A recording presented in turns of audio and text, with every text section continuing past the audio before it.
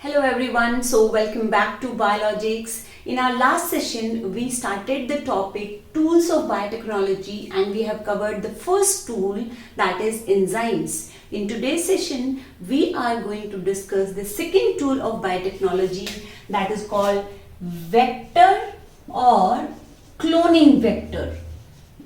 Now, what is a cloning vector or what is a vector? So let us assume a situation. I have this fragment of a DNA. Now, what is this fragment? This is my desired gene, or I'll say a fragment which is carrying my desired gene. I want to transfer this desired gene into a host cell. So, ये है मेरी host cell.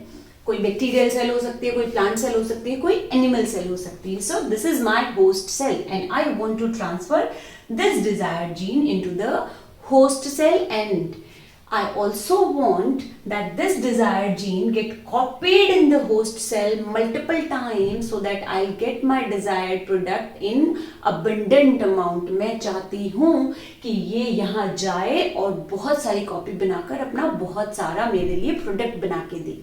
Okay, अब मुझे यहाँ तक पहुँचाने के लिए एक व्हीकल की ज़रूरत है, एक कैरियर की ज़रूरत है जो इसको अपने साथ लेकर जाएगा और उसकी कॉपी बनाने में भी मदद करेगा. ये जो व्हीकल होते हैं, या मैं बोलूँ ये कैरियर्स जो होते हैं, ये व्हीकल और ये कैरियर है हमारा वेक्टर और cloning vector. It is also a DNA. Okay, RNA भी हो सकता है. सो व्हीकल और carrier is mostly a DNA molecule. ठीक है, ये वो डीएनए मॉलिक्यूल है जो यहाँ जाने की एबिलिटी रखता है या जा सकता है, या जिसको हम भेज सकते हैं, जबरदस्ती भी भेज सकते हैं. तो जब ये जाएगा इसके अंदर, होस्ट सेल के अंदर, तो साथ साथ हम अपना डिजायर्ड जीन लगा देंगे. ठीक है, ये तो इसको तो जाना ही जाना है, ये इसके साथ ट्रेवल करेगा. In this way, the vector DNA and the desired gene both will reach to host cell. ठीक है, यानी कि इसको जाना है, साथ में हमारा डिजायर्ड जीन भी ये कैरी करेगा. So these are called as the vectors और द क्लोनिंग वेक्टर्स. वेक्टर क्यों बोल रहे हैं? वेक्टर का मतलब होता है मीडियम जो किसी चीज को कैरी करे, अपने साथ लेकर जाए. और क्लोनिंग वेक्टर इसलिए बोलते हैं बिकॉज ये क्लोनिंग में हेल्प कर रहा है. This vector has the ability to multiply, अपनी रेप्लीकेशन कर सकता है, अपनी कॉपी बना सकता है और अपने साथ अटैच्ड जीन यानी हमारे डिजायर्ड जीन की भी कॉपी ये बना सकता है. So these are the vectors और cloning vectors. These are DNA molecule. Ideal situation में हम डीएनए लेके चलते हैं, ऑल्दो कि हम रेट्रोवायरसेस को अगर यहाँ यूज कर रहे हैं तो रेट्रोवायरसेस का जेनेटिक मटेरियल है आरएनए, वो भी यूज होता है. So it's a DNA molecule. Vector is a DNA molecule that transfer. ठीक है, ये क्या कर रहा है? ट्रांसफर कर रहा है. किसका ट्रांसफर कर रहा है? डिजायर्ड जीन का. इट ट्रांसफर्स डिजायर्ड जीन और the foreign gene, desired gene की जगह फॉरेन जीन भी लिख सकते हैं, इनटू द होस्ट सेल.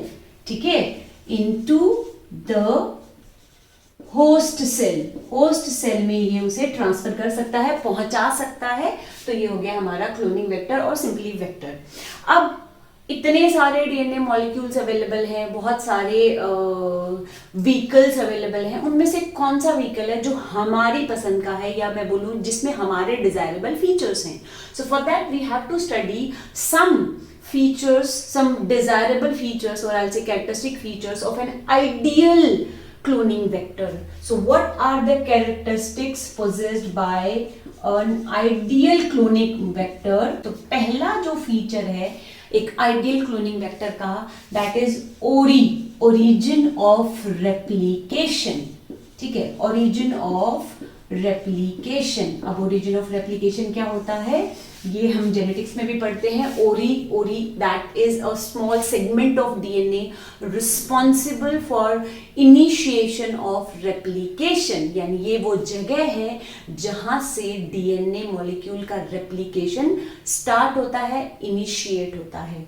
ठीक है, तो अगर मेरा एक क्लोनिंग वेक्टर है, उसमें ये रीजन यानी ओरी रीजन होना चाहिए. इसका रीजन क्या है?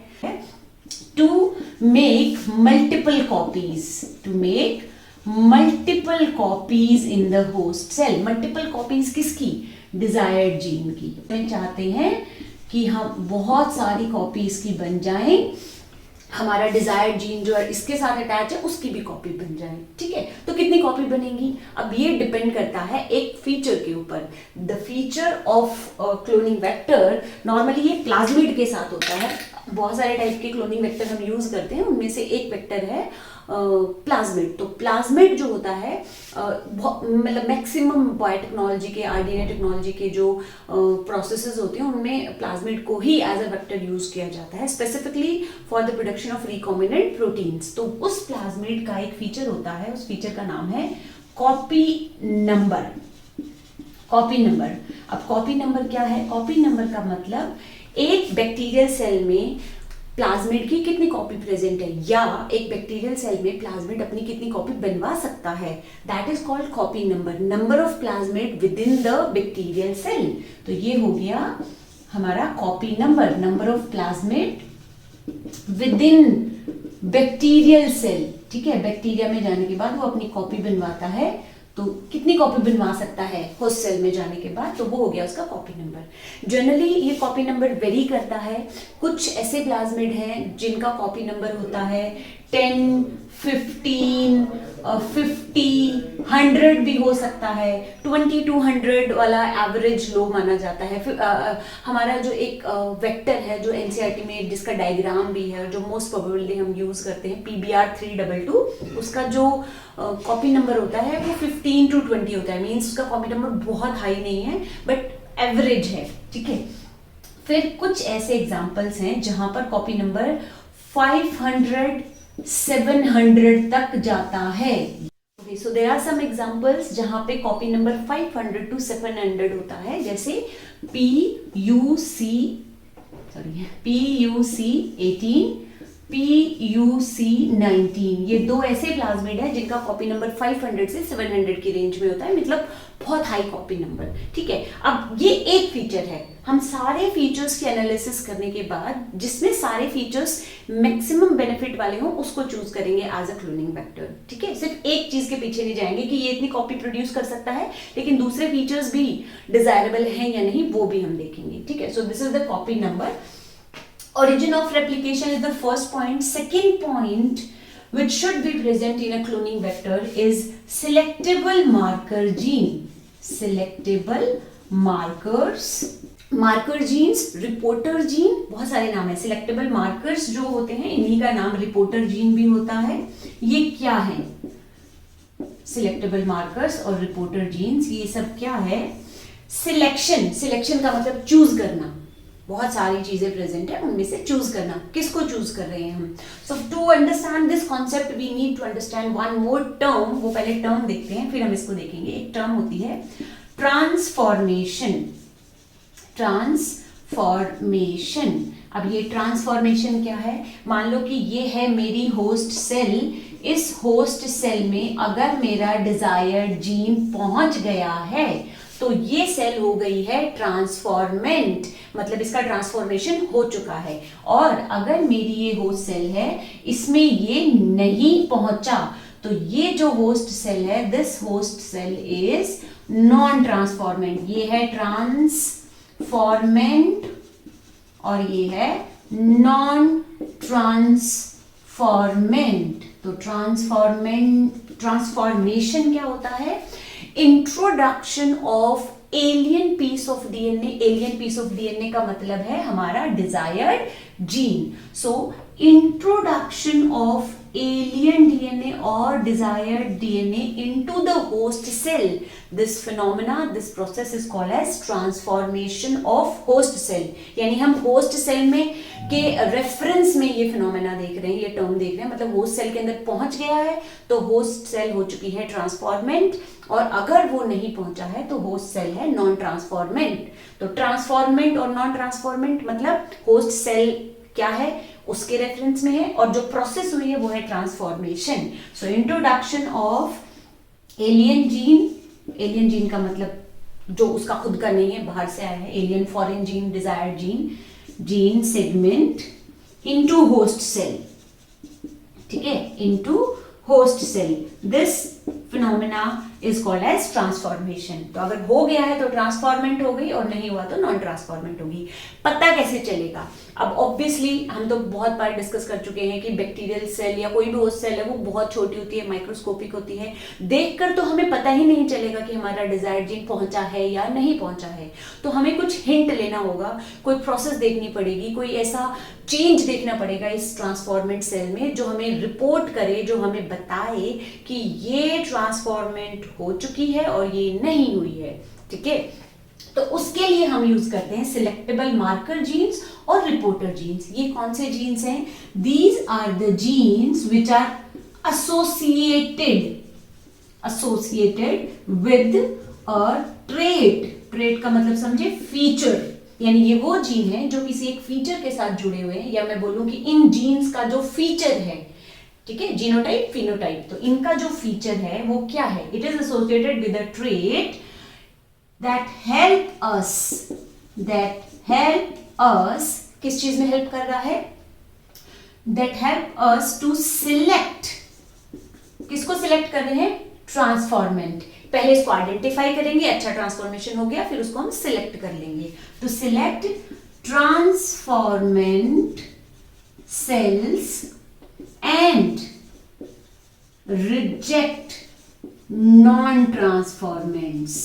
ठीक है, जो हमारे काम के हैं यानी जिनका ट्रांसफॉर्मेशन हो चुका है उनको तो हम सिलेक्ट कर लेंगे, और जो नॉन ट्रांसफॉर्मेंट हैं उनको हम रिजेक्ट कर देंगे कि हमें इनकी जरूरत नहीं है, क्योंकि इनका ट्रांसफॉर्मेशन हुआ नहीं, हमारा डिजायर्ड जीन पहुंचा नहीं, तो हमारे कोई काम का नहीं है। ठीक है, so these are the reporter genes और the selectable marker genes which report us, हमें रिपोर्ट देते हैं कि इसका ट्रांसफॉर्मेशन हो चुका है, इसका नहीं हुआ है। तो जिसका हो चुका है उसको हम सिलेक्ट कर लेंगे और जिसका नहीं हुआ उसको हम रिजेक्ट कर देंगे इस प्रोसेस में। So these are the second features of cloning vector. इस चीज को हम डिटेल में डिस्कस करेंगे जब हम क्लोनिंग वेक्टर्स के बाद एक टॉपिक पढ़ेंगे, सिलेक्शन ऑफ ट्रांसफॉर्मेंट्स। ये जो पूरा सिलेक्शन प्रोसीजर है, इसके कौन कौन से मेथड हैं वो हम पूरा डिस्कस करेंगे। Okay, so next feature, so we are discussing the ideal features of a cloning vector. Origin of replication, selectable marker genes. Third feature which should also be present in a cloning vector, that is called restriction site or cloning site. इसको actually cloning site ज्यादा बोलते हैं, restriction site और cloning sites। ठीक है, cloning site और restriction site या recognition site बोल दूं तो ये क्या होते हैं हमारे रेस्ट्रिक्शन साइट या क्लोनिंग साइट्स।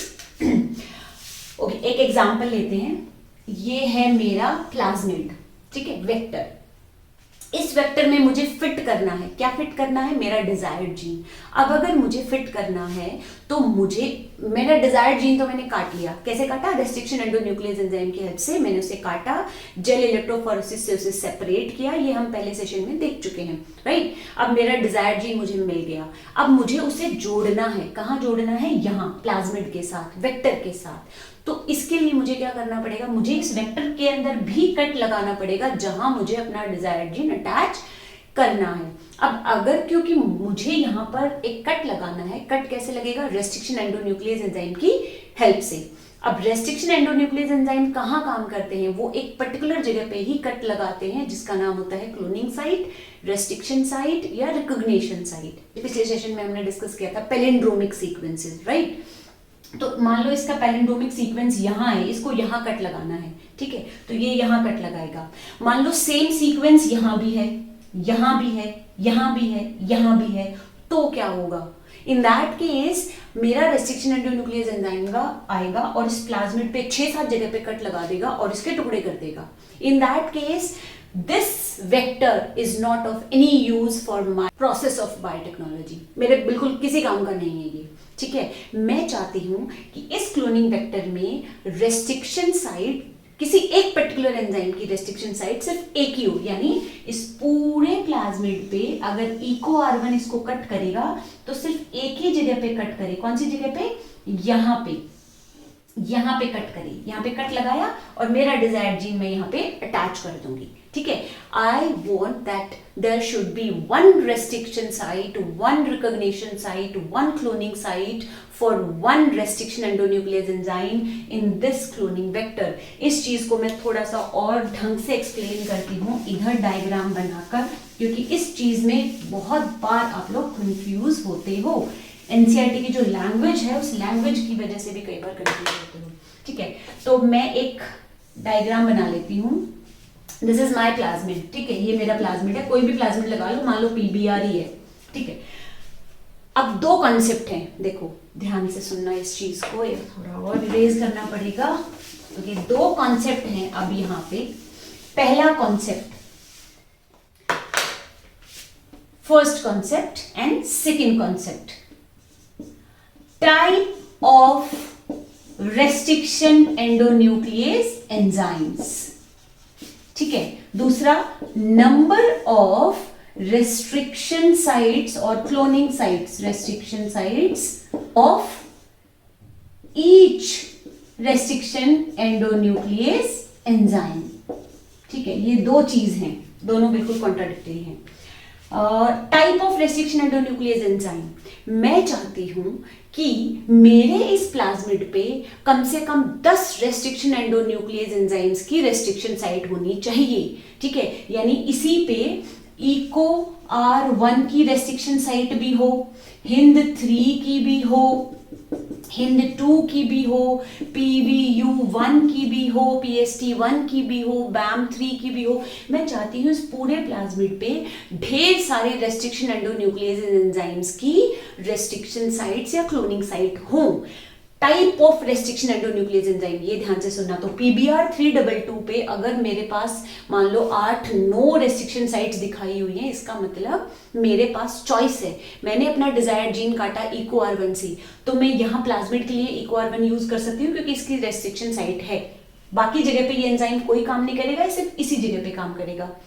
मान लो मैंने अपना डिजायर्ड जीन काटा है BAM3 से, तो मेरे BAM3 की रेस्ट्रिक्शन साइट यहाँ है, बाकी पूरा प्लाज्मिड इंटैक्ट रहेगा, सिर्फ कट यहाँ लगेगा अगर मैं BAM3 यूज करूंगी. तो it means number of the cloning sites for different restriction endonuclease enzyme gives me a choice कि मैं कोई भी रेस्ट्रिक्शन एंडोन्यूक्लियस एंजाइम अब यूज कर सकती हूँ. मेरे पास बहुत सारी चॉइसेस हैं. But for one restriction endonuclease enzyme, if we are talking about BAM3, हम सिर्फ BAM3 की बात करते हैं फिलहाल, तो BAM3 की रेस्ट्रिक्शन साइट कोई एक ही होनी चाहिए. मतलब वेराइटी ऑफ एंजाइम्स प्रेजेंट हो, उन सबकी रेस्ट्रिक्शन साइट हो यहाँ पे, बट किसी एक एंजाइम की सिर्फ एक ही हो. दो हो गई तो वो अब एक डिजायरेबल फीचर नहीं रहेगा. 2 या 3 या 4 5 हो गई. अब BAM3 की मान लो साइट यहाँ भी है और BAM3 की इधर भी है, BAM3 की इधर भी है, तो क्या होगा, कट यहाँ भी लगेगा, कट यहाँ भी लगेगा, कट यहाँ भी लगेगा, तो मेरा प्लाज्मिड बिखर जाएगा. ठीक है, सो दो चीजें याद रखना. I want that restriction sites of multiple enzymes should be present on my plasmid, but restriction site of one particular enzyme should be present in one only. मतलब उसकी किसी एक एंजाइम की सिर्फ एक ही जगह पे होनी चाहिए साइट. एक एंजाइम की मल्टीपल रेस्ट्रिक्शन साइट्स नहीं होनी चाहिए. तो जो एनसीईआरटी में लैंग्वेज लिखी हुई है वो इसके अकॉर्डिंग लिखी हुई है, that for one restriction endonuclease enzyme there should be one restriction site, one cloning site, एक से ज्यादा नहीं होनी चाहिए. ठीक है, okay, so these three are the features which I want to be present in my cloning vector so that मेरी जो process है वो थोड़ी easy हो जाए और मेरे जो desirable product है, recombinant product है, वो मुझे मिल जाए.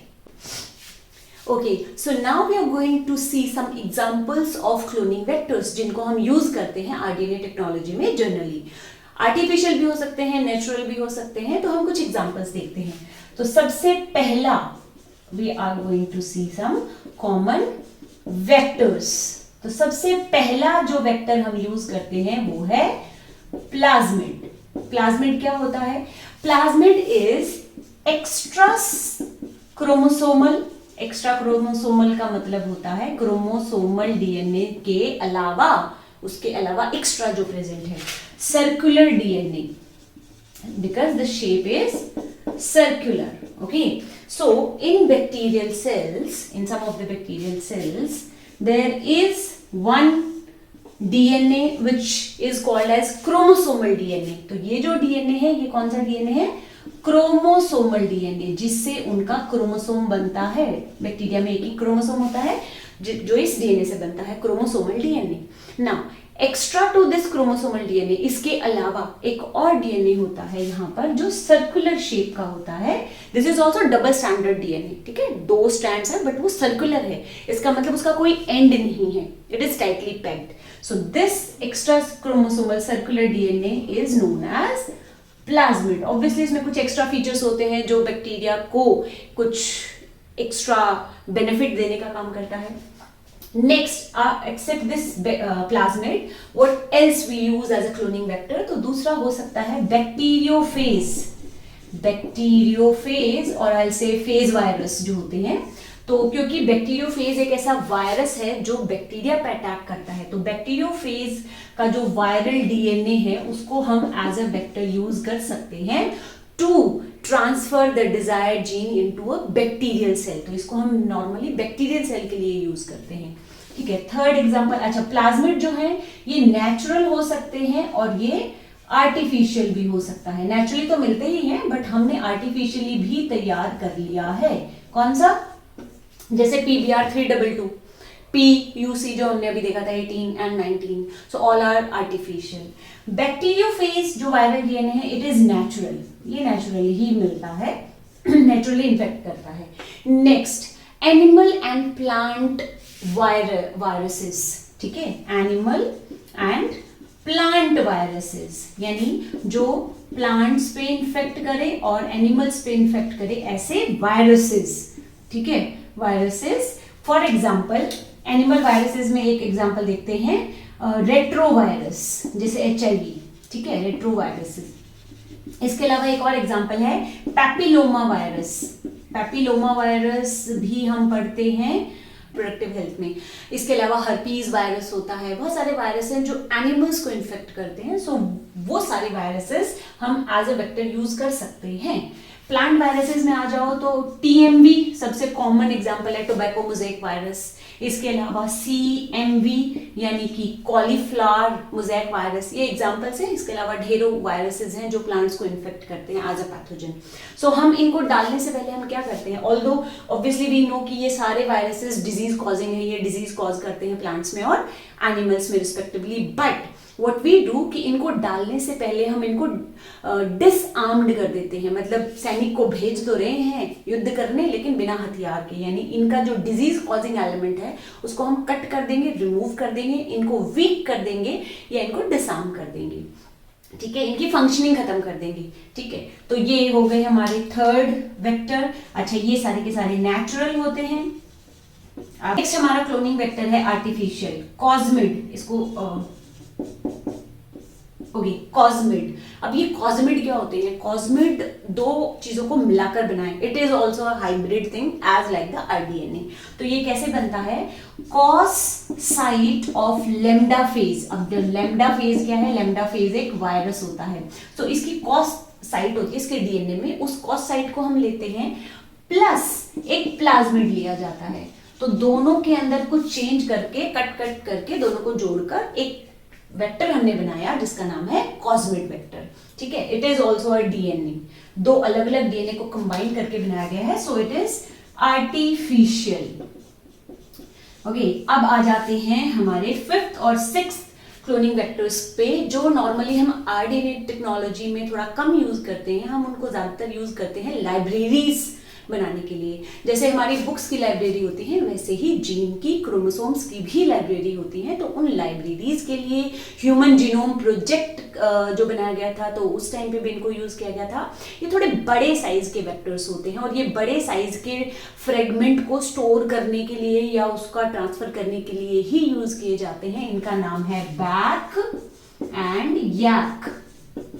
Bacterial artificial chromosome and yeast artificial chromosome. Artificial इसीलिए क्योंकि ये बनाया गया है, इट इज नॉट नेचुरल, ठीक है, एंड क्योंकि ये सिमिलर है बैक्टीरियल क्रोमोसोम के और ये है यीस्ट के, तो इसीलिए bacterial artificial chromosome and yeast artificial chromosome, यानी इन दोनों ऑर्गेनिजम्स के क्रोमोसोम में मॉडिफिकेशन करके इसको बनाया गया है।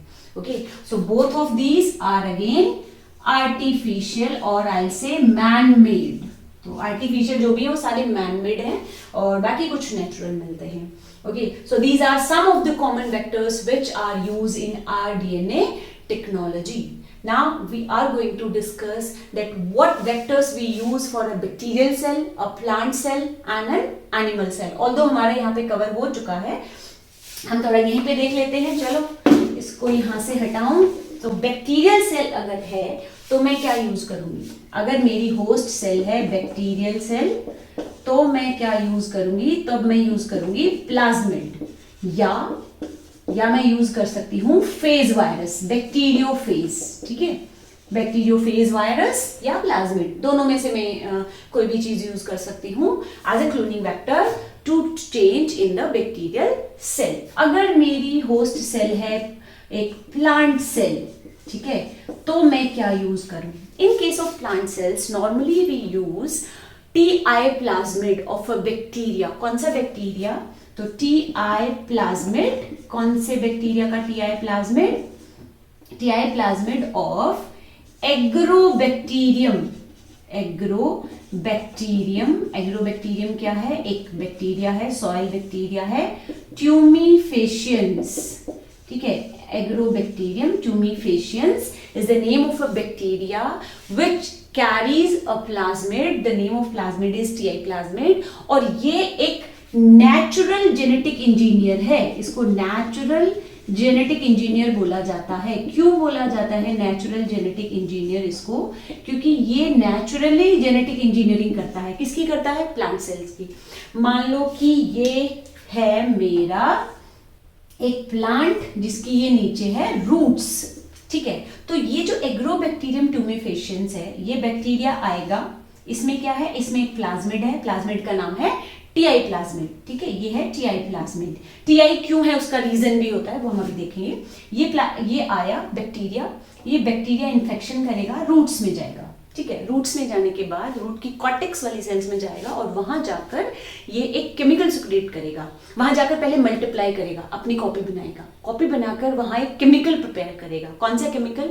वो केमिकल जो अब इन सेल्स में अनकंट्रोल्ड सेल डिवीजन इंड्यूस करेगा। It means this plasmid is responsible for the production of a tumor, a mass of cell within the root cells or I'll say the plant cells. तो इसके अंदर जाकर ये पूरा मास बना देता है, बहुत सारा tumour inducing gene. So that is why the name is Ti. तो टी.आई. का मतलब होता है tumour inducing, T for tumour, I for inducing. तो ये क्योंकि प्लांट सेल्स में जाकर ट्यूमर इंड्यूस करता है, ट्यूमर बनवाता है, तो इसीलिए इसको बोला जाता है tumour inducing plasmid, Ti. Plasmid. Okay, so it's a natural genetic engineer. Naturally ये प्लांट्स में चेंज करता है, तो इसलिए नेचुरल जेनेटिक इंजीनियर बोला जाता है। तो अब हम क्या करते हैं, इसको यूज करने से पहले इसका वो पोर्शन जो डिजीज कॉज करता है, जो ट्यूमर इंड्यूस करता है, उस पोर्शन को हम आई से नॉट हटाना, बिल्कुल नहीं हटाते, हम उसको इंटरप्ट कर देते हैं। अब ये कॉन्सेप्ट हम डिस्कस कर चुके हैं पहले भी कि कोई भी जीन होता है, मान लो ये एक जीन है, जीन में जो जेनेटिक कोड्स होते हैं वो कॉमनलेस होते हैं, मतलब उनमें कोई गैप नहीं होता बीच में। मान लो ये पूरे जीन को मैंने बीच में से कट कर दिया, तो मेरा जीन हो गया इंटरप्टेड जीन। अब ये अपना प्रोडक्ट नहीं बनाएगा, ये जीन इनएक्टिव हो गया, काम का ही नहीं रहा। ठीक है, तो हम ऐसा ही करते हैं इस पूरे टी.आई. प्लाज्मिड पे। ये पूरा मान लो टी.आई. प्लाज्मिड है, this is the Ti. Plasmid. इस टी.आई. प्लाज्मिड पे एक पोर्शन होता है इधर। ठीक है, इस पोर्शन का नाम होता है T DNA. T is for transfer. ठीक है, ये टी का मतलब होता है ट्रांसफर। ये वो एरिया है जो ट्रांसफर होता है प्लांट सेल्स में और जिसके अंदर वो जीन प्रेजेंट है, जो जीन एक केमिकल बना रहा है। कौन सा chemical? Tumour inducing chemical, right. यानी ये जो टी.डी.एन.ए. पोर्शन है, this portion is the tumour inducing region और पोर्शन। सो हम क्या करते हैं, हमारा डिजायर्ड जीन ऑब्वियसली हम इसको एज अ वेक्टर यूज कर रहे हैं, मतलब इसके साथ हम अपना डिजायर्ड जीन लगाकर होस्ट सेल में डालने वाले हैं। तो हम क्या करेंगे, इस टी-डीएनए को यहाँ से इंटरप्ट कर देंगे और यहाँ फिट कर देंगे हमारा एलियन जीन, हमारा फॉरेन जीन, या मैं बोलूं हमारा desired gene. Okay, so this is how we use Agrobacterium tumefaciens as a cloning vector in plant cells. और तो बैक्टीरियल सेल हो गई, प्लांट सेल हो गई, एनिमल सेल हुई, तो क्या यूज करेंगे, तो वो हमने ये लिखा हुआ है, if the host cell is an animal cell, then what we are going to use, retroviruses, papillomaviruses or any type of virus।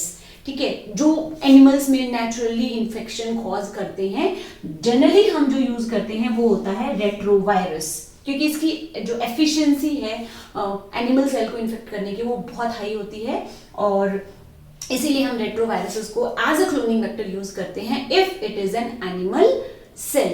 So these are the cloning vectors which we generally use in the process of RNA technology for bacterial cell, for plant cell and for animal cell.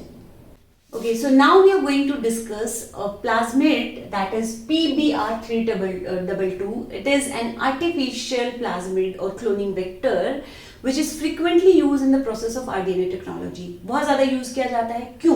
क्योंकि ये जो vector है, this vector is customised. ये जो plasmid है ये क्या है, इट इज कस्टमाइज्ड। अब कस्टमाइज क्या होता है, हम टेलर को बोल के आते हैं, भाई हमारा ये फैब्रिक है, इसको ऐसे ऐसे ऐसे चेंज करके डिजाइन बनाना है अपने अकॉर्डिंग, है ना। ऐसे हम बहुत सारी चीजों को कस्टमाइज कराते हैं, घर को भी कस्टमाइज किया जाता है। सो ये कस्टमाइज्ड है, मतलब हमने अपनी जरूरत के हिसाब से, अपनी रिक्वायरमेंट के हिसाब से इसके अंदर चेंजेस करे हैं। ठीक है, इसको बनाया है, किसने बनाया है, तो वो इसके नाम से भी पता चलेगा। इसके नाम को जरा खोल कर देखते हैं।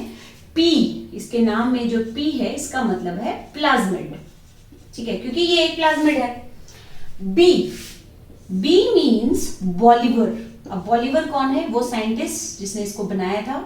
इसके अलावा एक और साइंटिस्ट इन्वॉल्व था, रॉड्रिग्यूज। ठीक है, तो बॉलिवर और रॉड्रिग्यूज ने ये बनाया था, इसलिए बॉलिवर एंड रॉड्रिग्यूज, PBR। 322 क्या मतलब है, 322 का मतलब होता है ये इसका ऑर्डर है, नंबर है।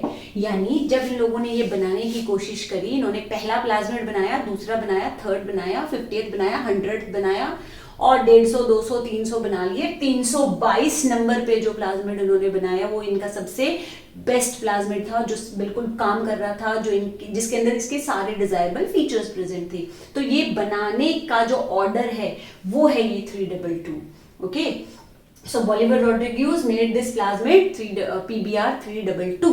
अब इसको हमने बोला कि कस्टमाइज है, यानी इसमें सारे डिजायरेबल फीचर प्रेजेंट है। कौन कौन से फीचर प्रेजेंट है, सबसे पहला फीचर है ओरी, मींस ओरिजिन ऑफ रेप्लिकेशन। ये वो एरिया है जहां से शुरू होता है रेप्लिकेशन, तो इसमें ओरिजिन ऑफ रेप्लिकेशन है। कॉपी नंबर भी ठीक ठाक है, बहुत हाई नहीं है, बट एवरेज कॉपी नंबर है इसका, 20 तक बना लेता है अपनी कॉपी, तो ठीक ठाक है।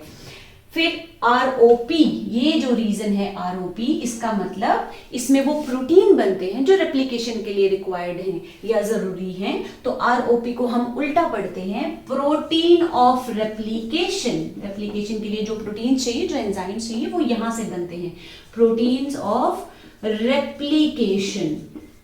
ठीक है, रेप्लिकेशन में बहुत सारे एंजाइम्स इन्वॉल्व होते हैं, तो वो सारे एंजाइम्स यानी वो सारे प्रोटीन्स यहां से बनते हैं, ये वो जीन है। अब आ जाते हैं और क्या लेबलिंग है इस डायग्राम पे, तो यहां हमें दो लेबलिंग दिख रही हैं, AMPR, TETR। This is the region, ये पूरा जो रीजन है ये है एम्फिसिलीन एंटीबायोटिक रेजिस्टेंस जीन। यानी ये जीन अगर जब तक काम कर रहा है तब तक ये प्लाज्मिड एंटीबायोटिक, कौन सा एंटीबायोटिक, एम्फिसिलीन, एम्फिसिलीन के अगेंस्ट ये एंटीबायोटिक रेजिस्टेंस हमें देता है मतलब जिस सेल में ये प्लाज्मिड होगा उसको ये प्रोवाइड करेगा। अगर ये जीन इंटैक्ट है तो, काम कर रहा है तो एम्फिसिलीन रेजिस्टेंट जीन है। दूसरा टेट्रासाइक्लिन रेजिस्टेंट जीन, यानी अगर ये जीन काम कर रहा है तो टेट्रासाइक्लिन एंटीबायोटिक के अगेंस्ट रेजिस्टेंस मिलती रहेगी उस बैक्टीरियल सेल को, उस होस्ट सेल को जिसमें ये प्लाज्मिड प्रेजेंट है। ठीक है, ये पूरा होना चाहिए, इंटैक्ट होना चाहिए, इसमें कोई कट नहीं होना चाहिए। ठीक है, तो मतलब जो पहला क्लोनिंग वेक्टर्स का जो फीचर था ओरिजिन ऑफ रेप्लिकेशन वो यहाँ पे है। दूसरा है सिलेक्टेबल मार्कर जीन, तो ये जो एंटीबायोटिक रेजिस्टेंस जीन होते हैं ये सिलेक्टेबल मार्कर जीन का काम करते हैं। आगे प्रोसेस पढ़ेंगे तब और समझ आ जाएगा। तो दूसरा फीचर भी हो गया। तीसरा फीचर है cloning sites. So here we can see that lot of restriction endonuclease enzymes are visible here. सबके नाम दिख रहे हैं और ये सारे नाम हम कम कर चुके हैं। कहाँ पे? ये सारे नाम हमने करे थे जब हमने रेस्ट्रिक्शन एंडोन्यूक्लियस एंजाइम डिस्कस करे थे हमारे लास्ट सेशन में। तो सबके एब्रिवेटेड फॉर्म मैंने करवाई थी वहां पे आपको। यानी ये वो साइट है जहां पे PST1 अपना कट लगाता है, यानी PST1 की recognition site, cloning site, restriction site कहां प्रेजेंट है? यहां एम्फीसिलिन रेजिस्टेंट जीन के अंदर। तो अगर मैं PST1 को यूज करूंगी तो वो यहां कट लगाएगा और यही हमारा डिजायर्ड जीन लगेगा। इसका मतलब एम्फीसिलिन की रेजिस्टेंस खत्म हो जाएगी उस केस में।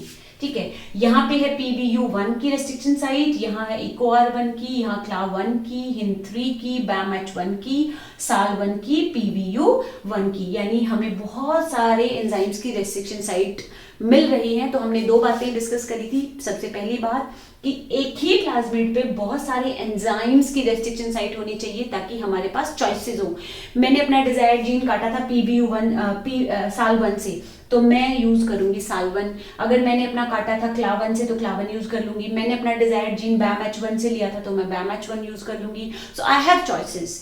सेकेंड थिंग, इसको मैं नहीं लेना चाहूंगी क्योंकि इसमें रेप्लिकेशन के जीन प्रेजेंट हैं। रेप्लिकेशन के प्रोटीन, जो प्रोटीन्स रिक्वायर्ड है रेप्लिकेशन के लिए, उनके जीन प्रेजेंट हैं।